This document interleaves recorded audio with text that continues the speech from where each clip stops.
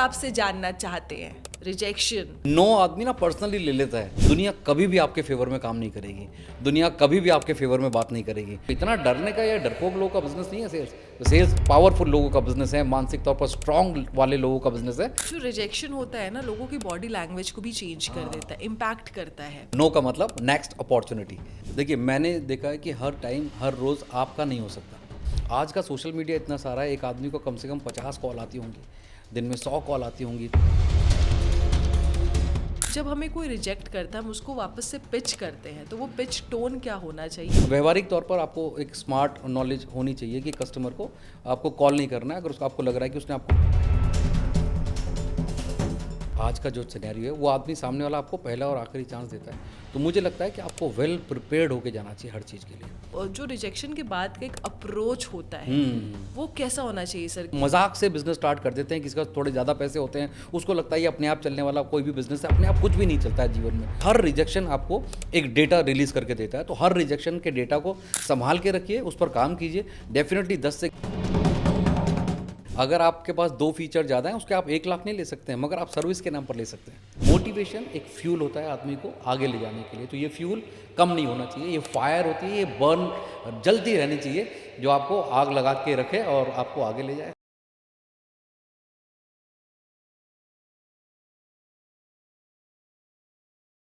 Sales में एक word है जो सबसे ज्यादा लोगों के कॉन्फिडेंस को तोड़ता है, वो है नो। नहीं, मुझे नहीं चाहिए आपका प्रोडक्ट, मुझे नहीं चाहिए आपका सर्विस, यानी कि रिजेक्शन। रिजेक्शन ऐसा कि आपको ऐसा मन होने लगता है कि मैं सेल्स कर क्यों रहा हूँ, मैं स्विच कर देता हूँ, मैं कुछ और कर लूँगा, मैं ठेला लगा लूँगा, मैं कोई और बिजनेस कर लेता हूँ, कुछ भी कर लूँगा, मैं गोलगप्पे बेच लूँगा, लेकिन सेल्स नहीं करूँगा। तो ये जो रिजेक्शन वर्ड है, इससे ओवरकम कैसे किया जाए, इस फियर को कैसे तोड़ा जाए कि रिजेक्शन का मतलब ना नहीं होता है, वो एक पॉसिबिलिटी होती है कि आपको कुछ नया मिलने वाला है, कुछ नया आप सीखने वाले हो। इन सब पे आज हम बात करने वाले हैं मनोज जी से, जो कि पिछले 26 सालों से आपको ये सिखाते हैं कि कैसे कॉन्फिडेंस बूस्टअप करना है सेल्स में, कैसे आप एक अच्छे कम्युनिकेटर बन सकते हो, यानी कि ये पब्लिक स्पीकिंग कोच है। बहुत सारे इन्होंने वेबिनार्स लिए हैं, बहुत सारे ऑफलाइन लोगों को हज़ारों की संख्या में ट्रेनिंग दी है और अभी भी ट्रेनिंग देते आ रहे हैं। तो अगर आपको सीखना है कि रिजेक्शन को कैसे हैंडल करें, तो इस पॉडकास्ट को ज़रूर देखिएगा, क्योंकि इतनी बारीकी से आपको कोई नहीं समझाएगा। और ट्रस्ट मी, आपको बहुत ज़्यादा पैसे दे दे के आज सीखना पड़ता है कि कैसे रिजेक्शन को सीखे कि हम उसको अपने प्रॉफिट में कैसे बदल सकते हैं। तो यहाँ पॉडकास्ट आपके यूट्यूब चैनल पे है, बहुत अच्छे से देखिए, बारीकी से सीखिए, क्योंकि इनसे बेटर ऑप्शन, इनसे बेटर पर्सन आपको कोई नहीं मिल सकता है जो आपको ये सिखाए कि how to overcome with rejection. So thank you so much for your time. लोग आपसे जानना चाहते हैं, रिजेक्शन, टूट गए हैं हम, अब सोच रहा हूँ कोई ठेला ही लगा लूँ, सोच रहा हूँ कोई कुछ अपना ही बिजनेस शुरू कर दूँ, स्टार्टअप शुरू कर दूँ, लेकिन कैसे इससे मैं बाहर निकलूं मुझे नहीं समझ में आ रहा है, इसलिए मैं सेल्स छोड़ूंगा। हाँ, क्या कहेंगे? ये बहुत ही बढ़िया टॉपिक आपने देखा आज बताया, क्योंकि नो आदमी ना पर्सनली ले लेता है। तो कई बार हम लोग सेल्स में जाते हैं, ये व्यापार में बिजनेसमैन के जितने भी लोग हैं, बिजनेस वाले, स्टार्टअप करने वाले लोग, सबके साथ ये प्रॉब्लम है कि ये जो नो आपको मिलने वाला है ना, आपको बी रेडी रहना पड़ेगा इसके लिए। दुनिया कभी भी आपके फेवर में काम नहीं करेगी, दुनिया कभी भी आपके फेवर में बात नहीं करेगी, तो आपको डेफिनेटली तैयार रहना चाहिए कि नो आपको मिलने वाला है। क्योंकि जब आप व्यापार करने जाते हैं या सेल्स के काम में आते हैं, और सेल्स एक दुनिया का महान काम है, दुनिया में जितने बड़े लोग हैं सबने सेल्स किया हुआ है, तो अगर आप सेल्स में ना सुनने के आदी नहीं है, तो ये इंडस्ट्री आपके लिए नहीं है। तो आप बड़ा पैसा कभी भी नहीं कमा सकते, क्योंकि नो आपके लिए पर्सनली कभी नहीं होगा, वो प्रोसेस के तहत काम होगा। तो आप नो से डरते क्यों हैं? क्योंकि आपको होता है क्या कि लोग पर्सनली उसको ले लेते हैं। तो नो कभी भी पर्सनली, उसने आपके प्रोजेक्ट को रिजेक्ट किया है, बेसिकली आपके प्रोडक्ट को, आपके प्रोजेक्ट को, आपकी थिंकिंग को, आपको थोड़ी रिजेक्ट किया है। तो इतना पर्सनली होने की ज़रूरत नहीं है। तो जब आप पर्सनली लेने लग जाते हैं नो को, तो आप तो बिल्कुल ही छोड़ देंगे सब कुछ। तो ऐसे तो आप जहाँ पर थे उससे बहुत नीचे चले जाएंगे। तो मानसिक तौर पर आपको स्ट्रांग बनना ही पड़ेगा। जब आप व्यापार में, जॉब में आए हैं, तो मुझे लगता है कि आपको काम करना पड़ेगा। इसके ऊपर। और रिजेक्शन तो आपको मिलने वाले हैं, बहुत सारे मिलने वाले हैं। तो हम जैसे लोग या बहुत सारे बड़े लोगों ने सबने रिजेक्शन को तैयार किया, लिया। थॉमस एडिसन ने लिया 50 बार, बहुत हज़ारों बार वो फेल हुआ, हज़ारों बार रिजेक्ट किया। सब लोग उसको बोलते थे बेकार है। स्कूल में उसकी मदर को बुला के बोला कि आपका बेटा तो सुन भी नहीं सकता है, ये कम सुनने वाला बच्चा है, इसको दूर बिठाना चाहिए। कितने सारे रिजेक्शन मिले उसको ज़िंदगी में। एट लीस्ट उस थॉमस एडिसन ने बल्ब को बना ही दिया उसने फिर भी।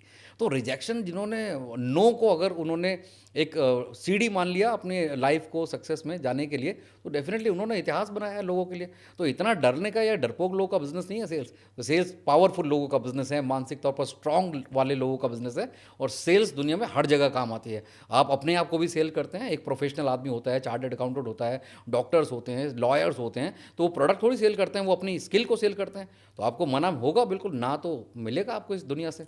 अगर कोई स्ट्रॉन्ग सेल्स पर्सन है, जैसे आप इतने सालों से लोगों को सिखा रहे हो, जी। आप नो को कैसे इंटरप्रेट करते हो? नो मेरे लिए नेक्स्ट अपॉर्चुनिटी होती है बेसिकली। नो का मतलब नेक्स्ट अपॉर्चुनिटी। तो मैं इसको हमेशा से ये देखता रहा, क्योंकि बहुत सारे लोगों ने, हमने भी सीखा बड़े सारे लोगों से। सब कुछ आता तो नहीं है दुनिया में, लोग सीखते ही हैं। तो हमने भी बहुत सारे लोगों से सीखा, बड़े लोगों से सीखा। और जब नहीं आता था तो रिस्पेक्टफुली उनसे सीखा, पैसे नहीं होते थे फिर रिस्पेक्टफुली सीखा, बड़े लोग कैसे काम करते हैं। तो उन्होंने बहुत सारी जगह पर बताया नो का मतलब नेक्स्ट अपॉर्चुनिटी होता है। तो हम लोग नेक्स्ट अपॉर्चुनिटी को तलाश करते करते यहाँ तक पहुँच गए आपके सामने। जो रिजेक्शन है ना, ये बहुत से लोगों को तोड़ देता है जी, सर, जी। कॉन्फिडेंस लूज कर देता है। जी। और लोगों के पास ये कहानियाँ नहीं रहती है, इंस्पायरिंग स्टोरीज नहीं रहती कि इन्होंने नो को देखा तो मैं भी ऐसा कर सकता हूँ। उनके पास बस ये दिखता है कि ये सेल्स में इन्होंने महारत हासिल कर ली है और ये करोड़ों अभी सिर्फ सेल्स करके कमा रहे हैं और सेल्स की दुनिया में कमा रहे हैं, लेकिन मेरे में शायद वो काबिलियत ही नहीं है। यानी कि उनके पास कोई इंस्पायरिंग स्टोरीज ही नहीं है जो उनको मोटिवेट कर सके। तो बिल्कुल। आप ऐसे लोगों को कैसे मोटिवेट करते हैं? मैं चाहता हूँ कि जितने भी सेल्स के लोग हैं, पहले वो अपने ऊपर काम करना चालू करें। कम्युनिकेशन स्किल बहुत स्ट्रांग होना चाहिए सेल्स में। तो जैसा कि कोर्स में कराती हूँ, पब्लिक स्पीकिंग, कम्युनिकेशन स्किल का कोच भी रहा हूँ मैं। तो जो सेल्स वाले, मेरे पास अधिकतर लोग वही आते हैं जो सेल्स वाले लोग होते हैं, चाहे वो रियल एस्टेट वाले हो, चाहे वो डायरेक्ट सेलिंग वाले हों, नेटवर्क मार्केटिंग वाले हों, इंश्योरेंस वाले हों। तो सबसे पहले तो मैं उनके कम्युनिकेशन पे काम करता हूँ। तो जब वो हमारे साथ ज़्यादा दिन रहते हैं, तो बेसिकली जब ज़्यादा दिन आप ऐसे लोगों के साथ रहेंगे तो आपका भी ब्रेन वैसे ही काम करने लगेगा। तो मुझे लगता है जब आप सेल्स वाले हो जाते हैं या बन जाते हैं या आप बिजनेस स्टार्टअप करने जा रहे हैं, तो आपको अपनी संगति को चेंज कर लेना चाहिए।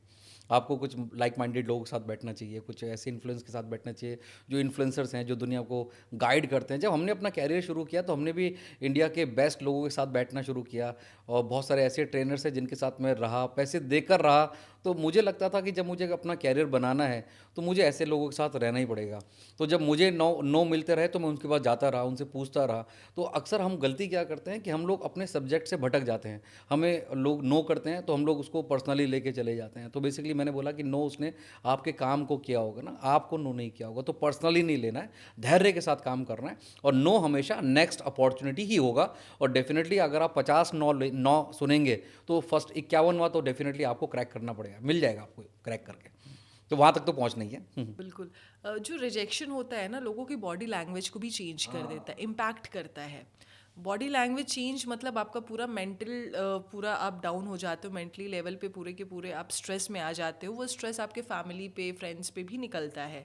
तो जो रिजेक्शन के बाद का बॉडी लैंग्वेज है, उसको कैसे आप एज स्ट्रांगली बिल्ड कर सकते हो टाइम के साथ, वो कैसे पॉसिबल है? देखिए, मैंने देखा है कि हर टाइम हर रोज़ आपका नहीं हो सकता, ये तो आपको मानना पड़ेगा। मैं भी चाहे जितना मर्जी ट्रेनर हूँ, हर रोज़ हर टाइम मेरा नहीं होता है। तो डेफिनेटली आपको ब्रेक लेना चाहिए फिर उस टाइम पर, जब आपको ज़्यादा रिजेक्शन मिल रहे हैं, ज़्यादा नो मिल रहे हैं, तो डेफिनेटली आपको एक ब्रेक तो बनता ही है। तो आप ब्रेक लीजिए, उस पूरी सिचुएशन से अपने आप को बाहर निकालिए, थोड़ा रिलैक्स कीजिए। जो अच्छा खाना पसंद है वो खाना खाइए, और जहाँ घूमना पसंद है वहाँ घूमिए। तो आप अपने आप को पहले मेंटल पीस में डाल लीजिए, क्योंकि ऐसा होगा ही होगा आपके साथ। तो मैं उन लोगों को सलाह देता हूँ जो डरते हैं नो से, तो बहुत ज़्यादा नो जब कलेक्ट हो जाती हैं आपके पास, तो डेफिनेटली आपको ब्रेक लेके घूमने चले जाना चाहिए। मेरे को तो यही लगता है। आप रिफ्रेश होकर आएंगे, रीस्टार्ट होकर आएंगे, अपने ब्रेन को रीस्टार्ट करेंगे, रिफ्रेश करेंगे, तो आपके अंदर एक अलग सी एनर्जी होगी। बट बशर्ते आपको ये पता होना चाहिए कि ऐसा होने वाला है। मगर आप ओवरकम जब करना चाहेंगे तो आपको ब्रेक लेना चाहिए। तो हमारे साथ भी ऐसा हुआ। जब ऐसा हुआ तो मेरे साथ क्या होता है, जब मैं फ्रस्ट्रेटेड होता हूँ, और ज़िंदगी मैंने बताया हर टाइम हर दिन एक जैसा नहीं होता है, तो जब मेरे साथ कभी ऐसा होता था तो मैं कुछ एक्सपेंसिव प्रोडक्ट खरीदता था अपने लिए, जो महंगा होता था, जो मेरे बजट से बाहर होता था, मैं वो खरीद के ले आता था। तो बड़ा उस टाइम पर जब मैं खरीदने जाता था तो मैं स्ट्रेस में होता था, मगर जब खरीद लेता था तो मैं अपने आप को प्राउड भी फील करता था कि मैं यहाँ तक पहुँच गया हूँ। तो वो मेरे लिए रीस्टार्ट बटन होता था हमेशा। तो ऐसे रीस्टार्ट बटन हर आदमी के पास होता है, चाहे वो अच्छा फूड का होता है, चाहे वो घूमने का होता है, फैमिली टाइम का होता है, या अपने भगवान को, गॉड को, किसी को मानने का होता है। तो आपको जब बहुत सारी नो कलेक्ट हो जाती हैं तो डेफिनेटली उनको कहीं ना कहीं कंपनसेट करने, छुट्टी बनाने चले जाइए। I will think about it. ये मोस्टली जब आप पिच करते हो किसी को अपने प्रोडक्ट के बारे में, सर्विस के बारे में, तो सामने वाले का आता है रिएक्शन कि मैं सोचूंगा, I will think about it. तो ये सीधे सीधे तौर पर रिजेक्शन होता है या यहाँ पे सेल्स अपना करने की, कन्वर्जन की गुंजाइश होती है? बिल्कुल होती है। ये प्रोसेस मैंने बताया कि हमें जब कस्टमर बोलता है कि मैं सोच कर बताऊंगा, तो डेफिनेटली वो सोच कर बताने का मतलब तो आपको सामने वाले को ये लगेगा कि वो मना कर रहा है डायरेक्टली, मगर आपने उसको कैसे लिया इस पर डिपेंड करता है कि सर आप अगर जल्दी सोच लेंगे तो मैं आपको बेहतर सेवाएं दे पाऊंगा या बेहतर अपॉर्चुनिटी और भी बता पाऊंगा, तो मुझे एक क्लियर टाइम बता दीजिए, मैं उस टाइम पर आपको बात करूंगा। तो ऐसे हम लोग कर सकते हैं। और बहुत सारे लोग बोलते हैं पैसे नहीं है या बहुत महंगा है, ये भी एक सवाल आता है, उस टाइम भी आपको नो मिलता है। तो मेरे को लगता है कि उन लोगों को जो बोलते हैं कि आपका प्रोडक्ट थोड़ा महंगा है, तो आप बोल सकते हैं सर महंगा नहीं है, थोड़ा प्रीमियम है, इसलिए आपको महंगा लग रहा है। तो ऐसा भी हम बोल सकते हैं। तो आप रिजेक्शन को या नो को, इसको भी कंपनसेट कर सकते हैं। तो इस बहुत सारे डायलॉग्स हैं, तो अब हम 30 मिनट 35 मिनट के पॉडकास्ट में तो सब बता नहीं पाएंगे, बट वो मेरे साथ आइए, आप मैं आपको ट्रेनिंग दे सकता हूँ इन सब चीज़ें की। तो बहुत सारे लोग डर जाते हैं उन सब चीज़ों से, तो हमारे पास टिप्स एंड टेक्निक्स होती हैं जो हम कस्टमर को बताते हैं, क्योंकि वो बहुत सारे, आज का सोशल मीडिया इतना सारा है, एक आदमी को कम से कम 50 कॉल आती होंगी दिन में, 100 कॉल आती होंगी, तो आप भी वैसे ही रिएक्ट करेंगे जैसा सामने वाले ने किया है। तो अगर आपको बोला उसने कि मैं सोच कर बताऊंगा और आपका आंसर सेटिस्फैक्ट्री रहा उसको, जो बाकी लोगों ने नहीं दिया होगा, तो डेफिनेटली वो आपको याद रखेगा। तो मुझे लगता है कि उस पे काम थोड़ा करना चाहिए, पर्सनैलिटी पे काम करना चाहिए, कम्युनिकेशन पे काम करना चाहिए, तो नो की संख्या कम हो जाएगी, मगर नो मिलने वाला है, ये याद रखिए सेल्स में। आपने एक बहुत अच्छी बात कही कि 30 से 35 मिनट के पॉडकास्ट को, जो भी आप वीडियोस देख रहे हो चैनल पे, उस पर आप एक ट्रेंड वे में नहीं सीख सकते, क्योंकि ट्रेंड वे में सीखने के लिए आपको कुछ दिनों का वेबिनार या ट्रेनिंग लेना पड़ेगा, जिसके लिए आपको मनोज जी से जुड़ना पड़ेगा, ताकि आप सेल्स में एक अच्छा ग्रो कर पाए और सारी चीज़ों को समझ सके कि किस चीज़ों को किस तरीके से हैंडल करना है। तो सर, जो रिजेक्शन वाले पार्ट है, इसमें 90% लोगों को रिजेक्शन मिलता ही मिलता है, और लोग उस चीज़ों से, उसमें से 70% लोग फ्रस्ट्रेट होकर फिर सोचते हैं कि मैं जॉब स्विच कर लूँ या चीज़ों को कुछ और कर लेता हूँ, सेल से हट जाता हूँ। लेकिन जो वो रिजेक्शन वाले पार्ट को ओवरकम करके आगे बढ़ता है, उसके लिए किस तरीके के रास्ते खुलते हैं? बहुत ही बेहतरीन सवाल है, उसके ऊपर बहुत बढ़िया स्टोरी है। चेस्टर कार्लसन, अगर आप बात सुनेंगे किसी का, चेस्टर कार्लसन, ये ज़ेरॉक्स के मालिक हैं। अगर आप सुने तो दुनिया में पहला प्रोटोटाइप कॉपी मशीन बनाने का एक आइडिया उनका था, चेस्टर कार्लसन। अगर आप ढूंढे, उन्होंने लगभग बहुत सारे लोगों के पास गए कि मेरे पास एक ऐसा प्रोडक्ट है जो दुनिया को चेंज कर देगा, और ऐसा फोटोकॉपी निकल जाएगा, डुप्लीकेट निकल जाएगा। वो बहुत सारे लोगों के पास गए कि मुझे कुछ फंड्स मिल जाएं, कंपनी टू कंपनी गए, लोगों के पास गए, वो भी रिजेक्शन के लिए no no no no no no सुनते रहे, मगर वो कांस्टेंट रहे। और धीरे धीरे धीरे उन्होंने अपना प्रोटोटाइप मशीन को बनाया, लोग सामने डेमो करते थे, लोग फिर भी मना कर देते थे, और चेस्टर कार्लसन ने हिम्मत बिल्कुल नहीं हारी और दुनिया को उसने ज़ेरॉक्स को दिया। तो अगर हम देखें ज़ेरॉक्स क्या है, आज पूरी दुनिया में ज़ेरॉक्स फोटोकॉपी पूरा एक सिस्टम है जो आदमी को नीड है आज। तो ज़ेरॉक्स के मालिक की अगर स्टोरी अगर आप सुनेंगे तो आपको लगेगा कि उस आदमी ने कितने सारे नो सुने होंगे, कितने सारे नो के बावजूद भी अपने आप को, मेंटल लेवल को स्ट्रांग रखा होगा। और आपने बोला आउटकम क्या क्या निकलता है, तो आउटकम ऐसा ही निकलता है, एक बड़ा बेहतरीन सॉलिड बिजनेस निकलता है या करियर निकलता है। तो आपको हमेशा अलर्ट रहना चाहिए कि नो मिलने वाली है, मगर आपका जो काम है वो आपको निरंतर कंसिस्टेंटली करना पड़ेगा। बिल्कुल। जो आपने बोला, बहुत बेहतरीन बात आपने बताई कि इस तरीके से अगर आप अपने करियर या चीज़ों में पिच आउट करते हो तो इस तरीके के रिजल्ट निकलते हैं। लेकिन मनोज जी, एक और बहुत इम्पॉर्टेंट बात है कि जब हम किसी का रिजेक्शन सुन लेते हैं, फिर सामने वाले को जो हमें रिजेक्ट करता है उसको कॉल करने से हम डरते हैं, या हम सोचते हैं कि फिर उसी तरीके से वो बात ना करे। तो जब हमें कोई रिजेक्ट करता है, हम उसको वापस से पिच करते हैं, तो वो पिच टोन क्या होना चाहिए, या किस तरीके की फैसिलिटी या सर्विसेज के बारे में हमें उन्हें उन्हें बताना चाहिए? जी, जी, अच्छा सवाल है कि जब आपको पहली बार आदमी रिजेक्ट करता है, तो आपको लगता है कि दोबारा मैं इसको क्या बोलूँगा? तो मुझे लगता है कि दोबारा कॉल ना करें उसको। आज व्हाट्सएप पे आप काम कर सकते हैं, ईमेल है तो ईमेल पे काम कर सकते हैं आप और मतलब आप नेक्स्ट टाइम जब कॉल करेंगे तो कॉल करने की बजाय आप उसको व्हाट्सएप कीजिए और अपना नया प्रोडक्ट के बारे में बताइए या आपने जिस प्रोडक्ट के बारे में बताया उसकी कुछ स्पेशलिटी या उसके बारे में इंफॉर्मेशन या नॉलेज आप उसको बता सकते हैं। तब आपको ये पता चल जाएगा कि हाँ वो एक्सेप्ट कर रहा है या आपको रिजेक्ट कर रहा है और ये प्रोसेस को 2-3 बार कीजिए और एक टाइम के बाद कीजिए, 4 दिन बाद, 5 दिन बाद, रोज़ नहीं आना चाहिए, उसको ऐसा लगना चाहिए। तो डेफ़िनेटली वो उन लोगों के साथ भी मैंने काम किया जिन्होंने बिल्कुल ही मना किया हुआ लोगों से और वो टर्न हो गए हैं 1 महीने बाद, 2 महीने बाद और आपके साथ काम करते हैं। तो ये व्यावहारिक तौर पर आपको एक स्मार्ट नॉलेज होनी चाहिए कि कस्टमर को आपको कॉल नहीं करना है अगर उसको आपको लग रहा है कि उसने आपको रिजेक्ट कर दिया कि मुझे बिल्कुल नहीं चाहिए, इसकी बिल्कुल भी आवश्यकता नहीं है। अगर उसने स्ट्रेट फॉरवर्ड ऐसा बोल दिया है, तो मुझे लगता है 3-4 दिन के बाद आपको अपने प्रोडक्ट के बारे में या इन्फॉर्मेशन के बारे में व्हाट्सएप के थ्रू बात करनी चाहिए और 1-2 बार अगर आपने व्हाट्सएप किया तो डेफिनेटली तीसरी या चौथी बार वो आपका कॉल ज़रूर उठाएगा। अच्छा, जो रिजेक्शंस होते हैं ना, मोस्टली कुछ आप जब कोल्ड कॉल्स भी करते हैं जिनको सच में ज़रूरत नहीं होती है, आप उन तक भी पहुंच जाते हाँ हैं। जी, हाँ जी। तो ये बहुत एक बेसिक टर्म्स है जिसको लोग फॉलो नहीं करते हैं। तो जो रिजेक्शन जिनसे कोल्ड लीड्स है, आप उनको एक बार रिजेक्ट हो चुके फिर भी बार बार आप उन पे दाव खेल रहे हो, तो क्या ये सही है या गलत है? नहीं मुझे लगता है आज के टाइम पर डाटा इतना बड़ा है, इतना ह्यूज डेटा आदमी के पास है, तो आपको नेक्स्ट चले जाना चाहिए।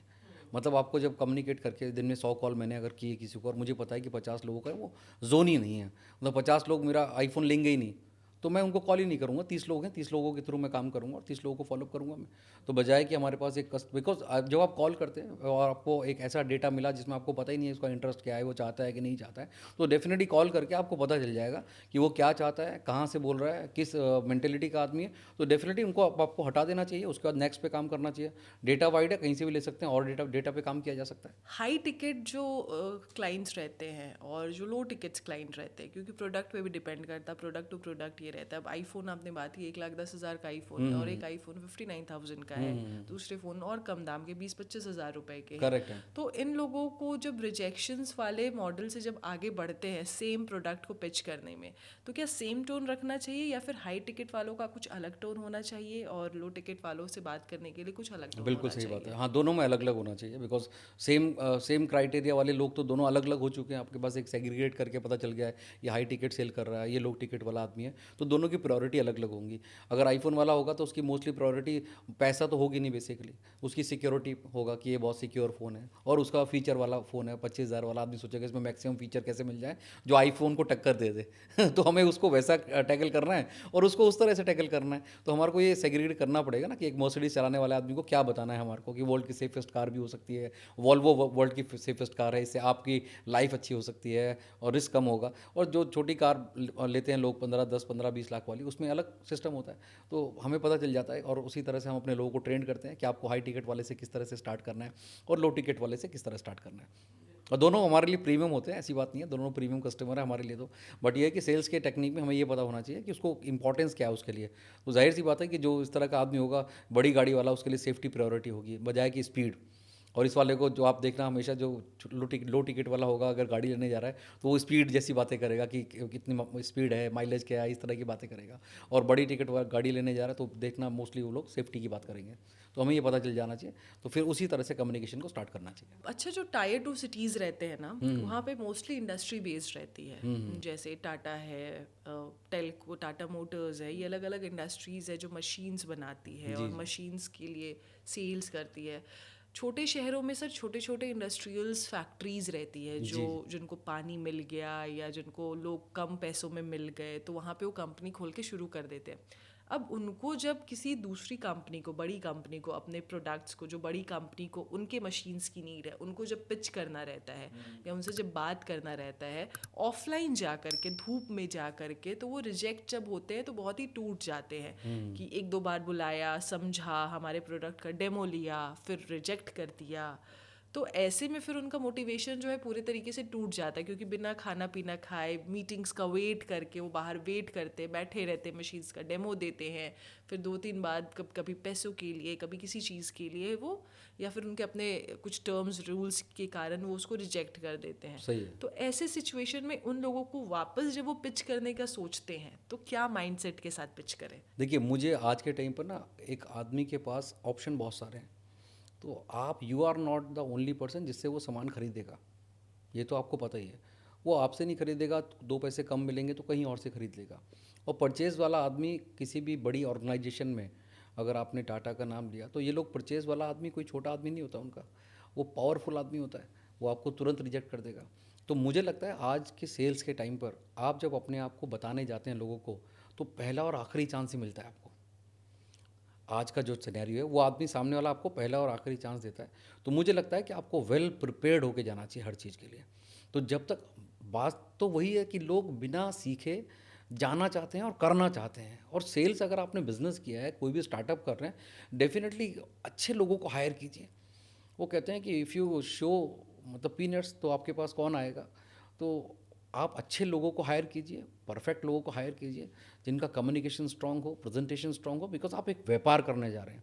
तो व्यापार में सेल्स तो सबसे इंपॉर्टेंट है, क्योंकि सेल्स होगी, सारा जो सिस्टम है उसका उसी से ड्राइव होने वाला है। चाहे वो किसी भी शहर में रहता हो, टायर 2 टायर 3 सिटीज़ में।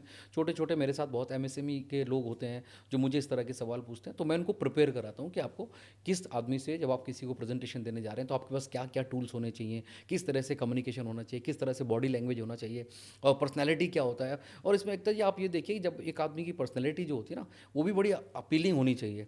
कि आप छोटी कंपनी के मालिक हैं, मगर मालिक हैं आप। तो मालिक हैं, आप बड़ी कंपनी के मालिक हैं, बस इतना ही तो फ़र्क है ना, मगर आप मालिक हैं। तो आपको वैसे ही परफॉर्म करना चाहिए।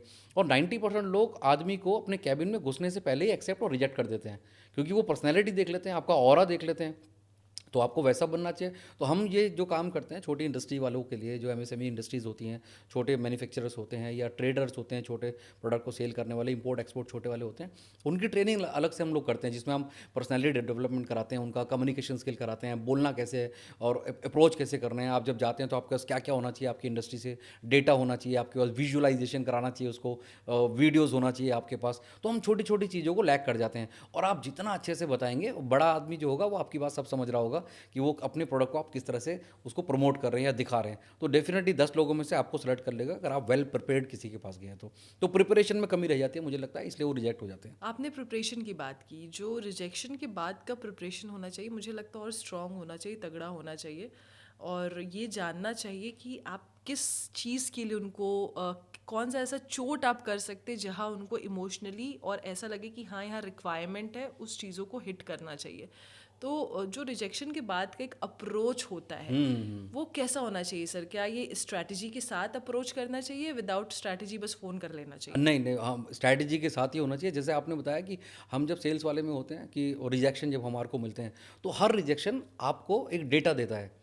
आप इसको ऐसा मान के देखिए कि आप हर रिजेक्शन आपको एक डेटा दे रहा है। तो हर रिजेक्शन जब डेटा देगा तो आपके पास कलेक्ट हो जाएगा। 9 10 11 12 रिजेक्शन के बाद आपके पास एक स्ट्रॉन्ग डेटा आपके पास कलेक्ट हो जाएगा कि किस वजह से आपका प्रोडक्ट नहीं बिका, या किस तरह से आप अप्रोच नहीं करके आए, या सामने वालों ने आपको क्या सवाल किया, 10 लोगों ने क्या आपको सवाल किया। तो डेफिनेटली उसके बाद स्ट्रेटेजी से जाएंगे तो 11वां आदमी आप क्रैक कर लेंगे आराम से। तो कई बार लोग इस पे काम करना कम करते हैं। मुझे लगता है यहाँ पर लोग सीखना नहीं चाहते, लर्न करना नहीं चाहते हैं, और मजाक से बिजनेस स्टार्ट कर देते हैं। किसी का थोड़े ज़्यादा पैसे होते हैं, उसको लगता है ये अपने आप चलने वाला कोई भी बिजनेस है। अपने आप कुछ भी नहीं चलता है जीवन में।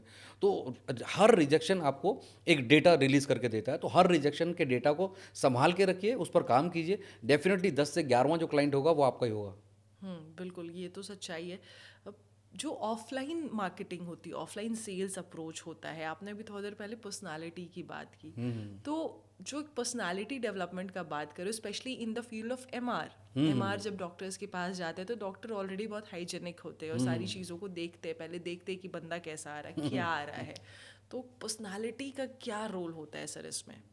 आप भी ये मानेंगे कि पर्सनैलिटी एक आदमी का करेक्टर डिसाइड कर देता है, उसका ऑरा ये बता देता है कि वो कितना इन्फ्लुएंस करेगा हमारे को। तो मैं सबसे पहले एक आदमी की पर्सनैलिटी पे काम कराता हूँ उसको, कि आप कैसे भी हैं आपको अच्छा लगना चाहिए। कि आपको सुबह उठे हैं और आपको पता है कि मीटिंग है, तो ये आपको वेल ड्रेस्ड जाना चाहिए। तो वेल ड्रेस्ड का मतलब ये नहीं कि महंगा पहनना है, आपको अच्छा पहनना है।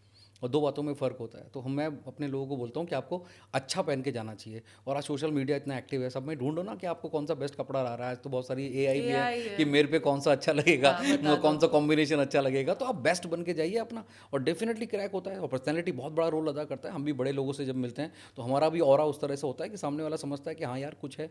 मतलब मैंने बोला ना, दो राजा हैं, तो एक छोटा होता है एक बड़ा होता है, दोनों राजा ही होते हैं बेसिकली।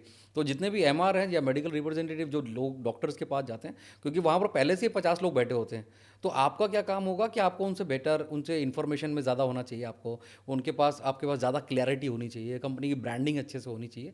डेफिनेटली डॉक्टर्स का काम तो एमआर से पड़ेगा ही पड़ेगा। तो और किसी ना किसी तो पढ़ने वाला है ही है कि अगर आप अगर प्रोडक्ट नहीं सेल कर पाए तो किसी ने तो सेल किया है, तो उसने कैसे सेल किया ये आप सोचिए। तो ये डेटा आपको पता होना चाहिए। तो पर्सनैलिटी बहुत ही इंपॉर्टेंट रोल अदा करती है कि आप किस तरह से किसी से मिलते हैं, और आपका बॉडी लैंग्वेज क्या है, आपका पॉस्चर कैसा होना चाहिए। तो हमारी जो कम्युनिकेशन स्किल वाली ट्रेनिंग होती है उसमें मैंने लोगों को बताया कि जब आप किसी से बात करने जाते हैं तो आपका पॉस्चर एकदम सुपरमैन टाइप होता है। तो आप इमेजिन कीजिए कि सुपरमैन कैसे खड़ा होता था। तो ऐसे आप किसी के साथ एंट्री कीजिए, जैसे ही आपने दरवाज़ा खोला, आपने पहली आपको आपने स्माइल दी, तो उसी टाइम पर एक्सेप्ट और रिजेक्ट हो जाता है आदमी। तो ये बहुत ही इंपॉर्टेंट है, पर्सनैलिटी को मैनेज करके रखना, अच्छे से जाना। बिल्कुल। सर अब पिचिंग पे बात करते हैं। रिजेक्शंस आपके लाइफ में ना आए इसलिए एक सिंपल, एक जैसे स्मार्ट बोर्ड है। अब एक ए कंपनी है, बी कंपनी है। ए कंपनी ने स्मार्ट बोर्ड का सीधे सीधे फीचर्स बता दिया, ये है, आपको इतने प्राइस में मिल जाएगा।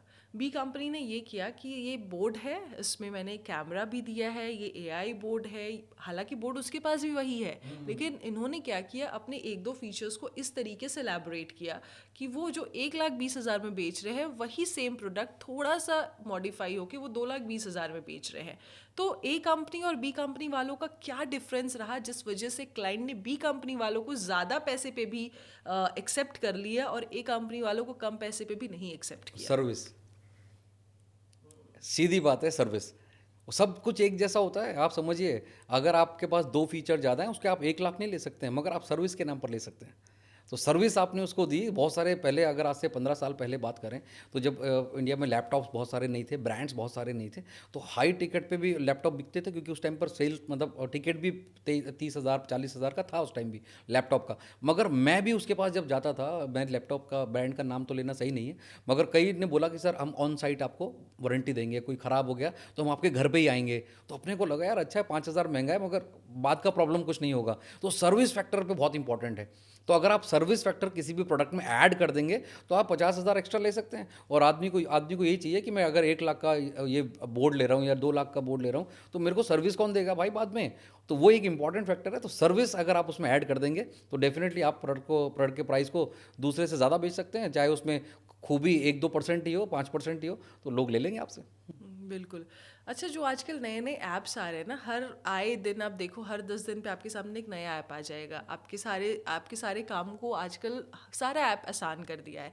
लेकिन वही जो आपने सर्विस की बात की, तो क्या सर्विस को लेकर जो सेल्स पर्सन है उनका भी कोई ऐसा ट्रेनिंग होना चाहिए? जैसे एक सपोज ब्लिंकिट है या जोमेटो है या जो ये सब कंपनी है, बहुत बार ये अपने सेल्स पिच के कारण या सही तरीके से कस्टमर्स को रिस्पॉन्स नहीं करने के कारण उनको जो प्रॉब्लम आती है, ये पीछे रह जाते हैं, उनकी रेटिंग्स गिर जाती है। और रेटिंग्स गिरने का मतलब है उनका बिजनेस पूरा का पूरा एक बिखर जाना। तो इसके लिए भी कुछ ट्रेनिंग होती है जहाँ लोग से कनेक्शंस अच्छे से वो मजबूत कर सके और आगे उनको रिजेक्शन ना मिले? आपने बढ़िया बात बोली कि बेसिकली ना ये मिस कर जाते हैं ट्रेनिंग, कि हमारे पास 25 लोगों का स्टाफ है और हम लोग बिज़नेस कर रहे हैं किसी के साथ। तो उन 25 लोगों को भी ना हर 10-15 दिन में एक डोज की ज़रूरत होती है, इंस्पायर करने की ज़रूरत होती है, मोटिवेट करने की ज़रूरत होती है। अपने आप इस दुनिया में कोई काम नहीं करता है। तो एक फ्यूल चाहिए होता है जिसको हम जैसे लोग डालते हैं एक आदमी के अंदर, उसको मोटिवेट करते हैं कि आप कस्टमर के लिए क्या कर सकते हैं, ये ऑर्गेनाइजेशन आपकी क्यों है, इसमें मैं ही ओनर नहीं हूँ, आप 25 लोग भी ओनर हैं और आप एक ओनरशिप की तरह काम कीजिए, तो डेफिनेटली वहाँ मिस्टेक नहीं होगी। और जब उसको ये लगेगा कि you are the only employ और आपको इतना सैलरी मिल रहा है इतना काम करने का, तो कोई भी ज़्यादा नहीं करता है। तो जॉब का मतलब तो यही होता है कि वो जितना पैसा मिल रहा है वो उतना ही काम करेगा और बॉस उतनी सैलरी देगा कि आप छोड़ के ना जाएं। तो ये इसको जॉब बोलते हैं। तो आदमी इसी लिए उसको और किसी भी ऑर्गेनाइजेशन के प्रति लॉयल्टी नहीं रखता है, और उसको जितना बताया गया उतना ही काम करता है। और जो लॉयल होते हैं वो बियॉन्ड द लिमिट जाके काम करते हैं, ऑर्गेनाइजेशन को बड़ा पहुंचाते हैं। और मुझे लगता है सभी, चाहे छोटी कंपनी हो, कोई किसी 10 एम्प्लॉई हैं, 15 एम्प्लॉई हैं, 50 एम्प्लॉई हैं, सबको ट्रेंड करना चाहिए। हर 15 दिन में थर्ड पार्टी को बुला के उसको ट्रेंड करना चाहिए, पैसे लगाने चाहिए अपनी ऑर्गेनाइजेशन पे, क्योंकि वही आगे ड्रैग करके ले जाएंगे। और हम वेट करते हैं कि अपने आप काम होगा, अपने आप ज़िंदगी में कुछ नहीं होता। तो ट्रेनिंग बहुत ही ज़रूरी है हर सेक्टर के लिए। ये आपने बहुत अच्छी बात बोली जो लोगों को जानना चाहिए। एक मोटिवेशन की ज़रूरत पड़ती है सर जब आपको रिजेक्शन मिलता है। आखिर के 2 सवाल मैं आपसे पूछना चाहूँगी। एक मोटिवेशन की ज़रूरत पड़ती है, एक किक की ज़रूरत पड़ती है सेल्स पर्सन को, तो आप उनके अंदर किक कैसे लाते हैं? अगर आप देखें तो एक लड़का है जेमी सिनॉफ, तो पूरा नाम मुझे एग्जैक्ट याद नहीं है, जेमी सिनॉफ। उसका अगर आप वीडियो अगर इस पॉडकास्ट में चला दीजिएगा, उस लड़के ने एक डोरबेल बनाया, वाईफाई डोरबेल, और उसने 500 400 800 कंपनियों को बताया। किसी ने नहीं लिया उसका डोरबेल।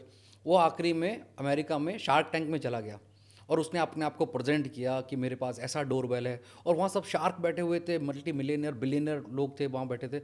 सब ने उसको फट से रिजेक्ट कर दिया, और उसको इतना बुरा लगा उस टाइम पर। सब उसको मतलब क्रिटिसाइज़ कर रहे थे, सारे शार्क उस पर हंस रहे थे, कोई क्रिटिसाइज़ कर रहा था। तो उसकी कंपनी का नाम था रिंग, और वो वाईफाई डोरबेल बनाता था। वहाँ से जब वो वापस आया, उसका जो मोटिवेशन था वो इतना पावरफुल था, उसने हिम्मत नहीं हारी। 2 साल 3 साल अच्छे से मेहनत की, और उस रिंग को, उसकी डोरबेल कंपनी को अमेज़न ने ख़रीदा एक बहुत टिकट प्राइस पे। और नेक्स्ट सीज़न जब शार्क टैंक का अमेरिका में आया, तो वो शार्क बन के वापस आया। और वो उन लोगों के साथ बैठा था जिन लोगों ने उसको रिजेक्ट किया था।